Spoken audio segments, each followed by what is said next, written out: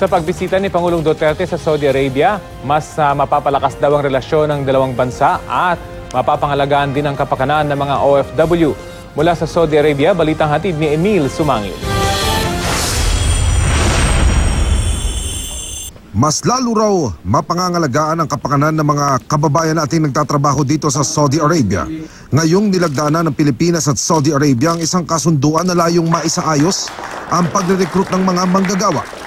Pagkatapos ang formal na pag-uusap ni Pangulong Duterte at ni King Salman bin Abdulaziz Al Saud kanina na isinagawa sa Raudat Quraim dito sa Riyadh. Hindi pa naglalabas ng buong detalye ang Malacanang ukol sa pagpupulong na ito. Pero una nang sinabi ni Presidential Spokesperson Ernesto Abella kanina sa press conference na malaki raw ang maitutulong ng formal na paghaharap ng dalawang leader para lalong mapalakas ang bilateral relations at pagtutulungan ng Pilipinas at Saudi Arabia.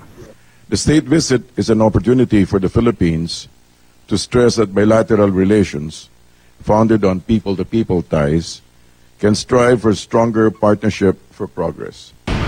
Nakipagpulong din si Pangulong Duterte kay Saudi Deputy Crown Prince Mohammed bin Salman.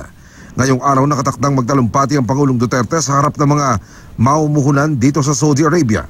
At pagkatapos, sa Filipino community naman siya haharap bago tumulak patungong Bahrain. Emil Sumangil, GMA News.